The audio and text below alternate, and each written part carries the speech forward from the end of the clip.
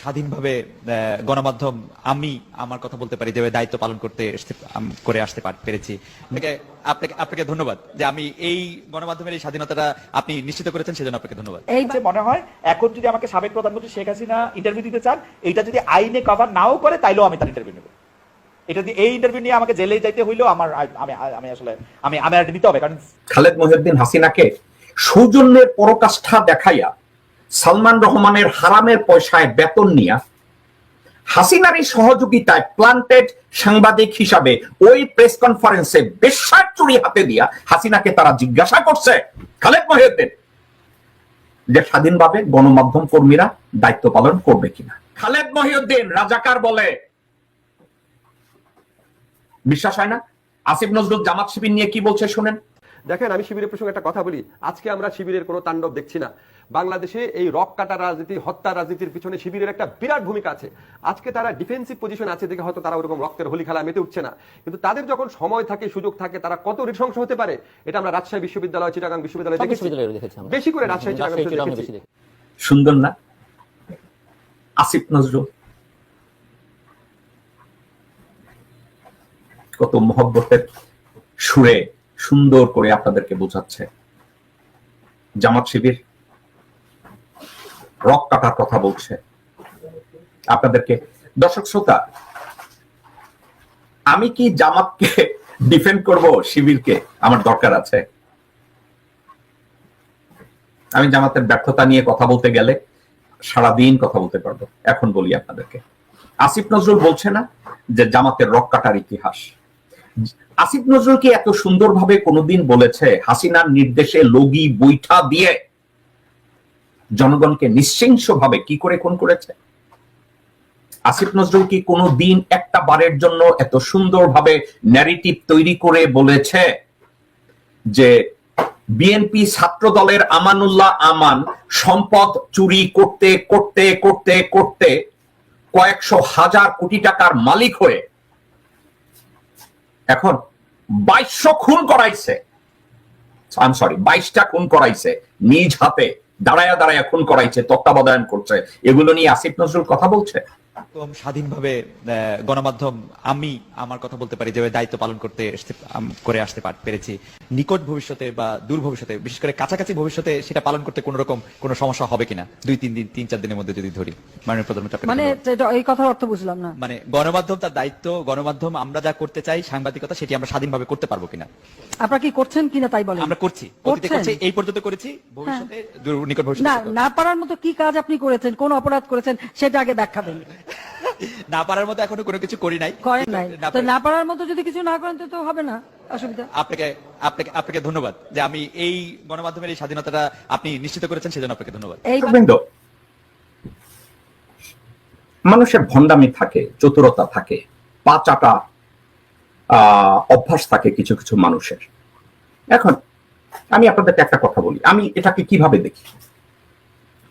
বাংলাদেশে কোনো জ্ঞানী গুণী সচেতন কোন মানুষকে জিজ্ঞাসা করার দরকার আছে যে হাসিনার শাসনামলে কোন সংবাদপত্র, ইভেন টুডে, কোন সংবাদপত্র বা কোন ইলেকট্রনিক্স মিডিয়া স্বাধীনভাবে সাংবাদিকতা করেছে?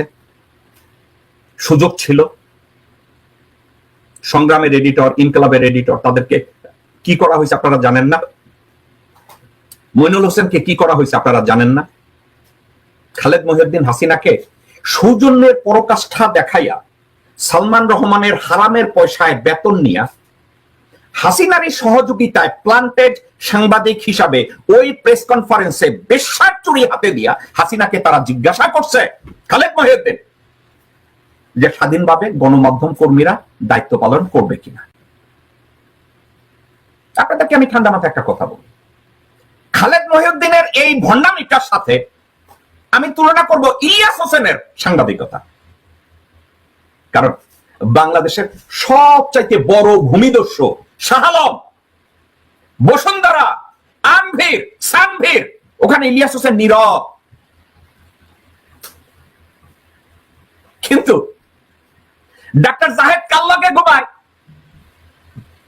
ডক্টর জাহেদ জাল্লাকে ঘুমায়, তার পেন্টির নিচে কয়টা বাল, এই খবরও ইলিয়াস হোসেন জানে।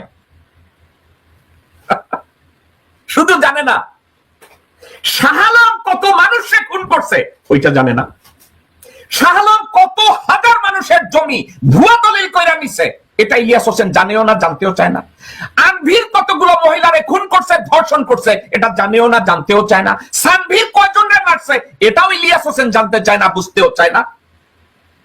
সাথে কোন সরোয়ার আর পিনাকিও আছে, জানতে চায় না।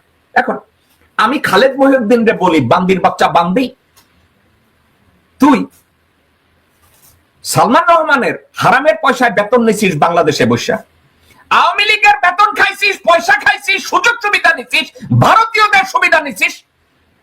খালেদ মহিউদ্দিন শুধু হাসিনাকে গ্লোরিফাই করে নাই,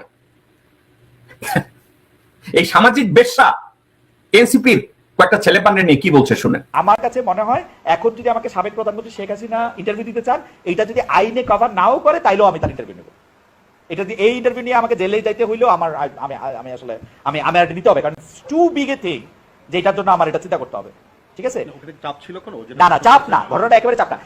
কিন্তু এই যে এনসিপির যারা ওই যে তরুণ তুর্কি জনাব হাসনা, জনাব সার্জিস, তারা লিখছিল, হাসানের সাথে কালকে দেখা হলো, আমিও আমার সাথে দেখা করতে ছিল, আমি বললাম যে হাসনা ওই কোন একটা ঘটনা এরকম মনে হলো, হাসনা এবং সার্জিস এরকম বলছিল বিপ্লবীদের রক্তের সাথে প্রতারণা করে যে এদেরকে ডাকলেন। ব্যাপারগুলি আসলে মানে বিপ্লব, রক্ত, প্রতারণা এত সহজ শব্দ না, মানে স্টিল কিন্তু সাংবাদিকদের এগুলি শুনতেই হয়। আপনাদেরকে আমি ঠান্ডা মাথায় কয়েকটা কথা বলি। নাম্বার 1, ওয়াকার খালেদ মহিউদ্দিনকে বলছে যে হাসিনার ইন্টারভিউ নেওয়া জরুরি, এই সাবজেক্টটাকে একটু ন্যারেটিভ দিয়ে জনগণের সামনে একটু তুমি তুলে ধরো, সাবজেক্টটা কতটা পপুলার হয় অথবা আনপপুলার হয়। খালেদ মহিউদ্দিন ওয়াকারের এই রিকোয়েস্টকে বা নির্দেশকে ইগনোর করতে পারে নাই। আমি আপনাদেরকে একটা কথা বলি, খালেদ মহিউদ্দিন যখন বাংলাদেশে গণমাধ্যম কর্মীরা স্বাধীনভাবে হাসিনা শাসনামলে কাজ করাইতেছিল, এই বেশ্যাকে কি একবারও বলতে শুনেছেন যে উনি বেগম জিয়ার ইন্টারভিউ করবেন, তাতে যদি ওনার হাজতেও যাইতে হয় উনি হাজতে যাবে? খালেদ মহিউদ্দিন বলছে? দর্শকবৃন্দ, স্কোয়ারলি আমি আপনাদেরকে জিজ্ঞাসা করি, খালেদ মহিউদ্দিন কি কখনো বলছে একটা বারের জন্য, একবারও কি বলছে যে আমি খালেদা জিয়ার ইন্টারভিউ করব, আমি লন্ডনে গিয়ে তারেক রহমানের ইন্টারভিউ করব, আমার হাজত যাওয়া গেলে আমি যাব? একবারও বলে নাই। হাসিনাকে ইন্টারভিউ করতে গেলে, ওনার হাজতে যাইতে গেলেও যাবে।